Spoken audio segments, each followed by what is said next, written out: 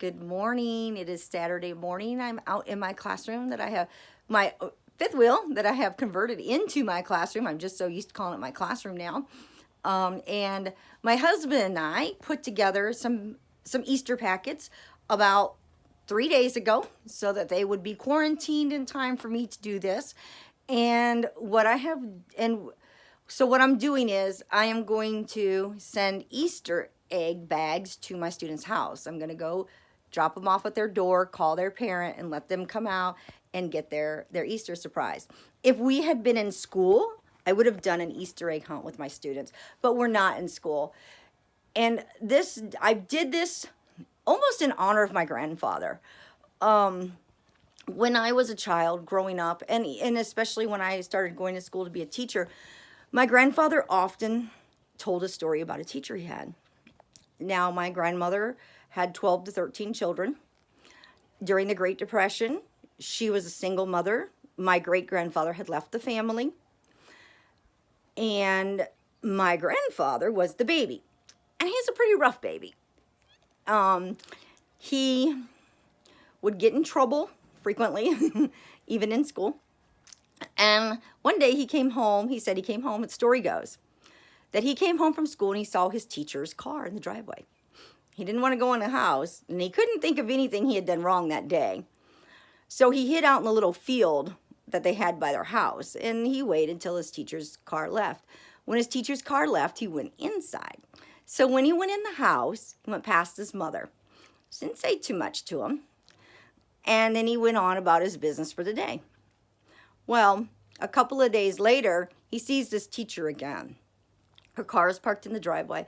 And this time, is a little more of a curiosity. What are they up to? Nobody said anything to me. My mom didn't get on to me.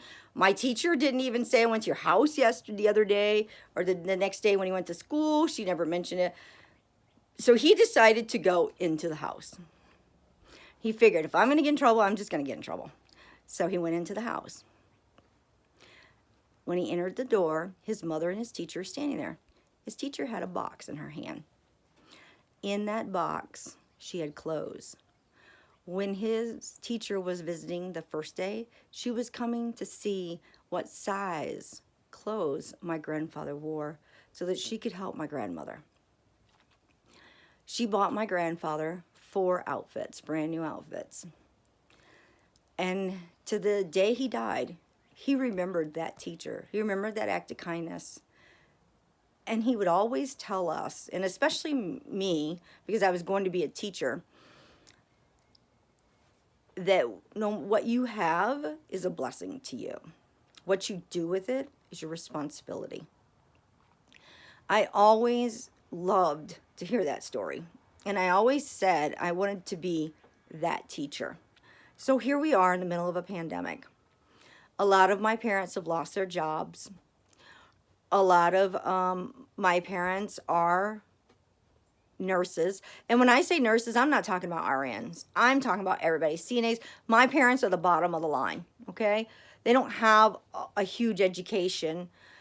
They have what they need to maintain and to help give them the necessities they need in life. They can pay their rent. They have a roof over their head. They have food on their table. They may not have much else, but they have that. And they try as hard as they can for their students. So today, I am going to take, and I've had them in my refrigerator for a couple of days. You can see there's a box down here. And inside that box, and I pulled one out already that I'm going to take. There's another container of them. I'm going to drop off Easter bags for my students. Tomorrow is Easter Sunday. Tomorrow is the day that my Lord Jesus Christ rose, that we celebrate. Not the actual day he did it, but the day we celebrate. I want my students to be able to wake up tomorrow morning and have a little piece of a child's delight. Not a worry about my parent. Not a worry about I can't see my teacher. I haven't seen my friends. I want them to have a form of childish play. of a childhood love, of a desire that a kid would want to have, something that's just a little normal for them in this really hard time. That's hard for all of us. But we need to remember the children. They love to socialize and they can't. I drove by an apartment area yesterday and I saw 2 children running back and forth on the stairwell. And I thought to myself, that's got to be so hard for little children to have to stay inside and not go anywhere and not play. They can't go to the playground. I'm not concerned about us adults. We'll survive. But I do feel heartfelt for the children. And I do see how it's got to be hard. I mean, I know it's hard. It is hard. It's hard for the parents to watch it. It's hard for us teachers to watch it. And I just kind of plead that if you have a little bit extra, or if your salary's not changing, if your income's not changing, or maybe you're one of those that laid off and now you're making more money than you ever made before, look around. There's people out there that need help. Help them. As a teacher, I'm a community helper. This is my job. This is what I do. My salary's not going to change. Therefore, I am taking a piece of what I can give, and I'm going to give it back to my community, my students, my children, and their families. And I'd only ask that other people out there would do the same.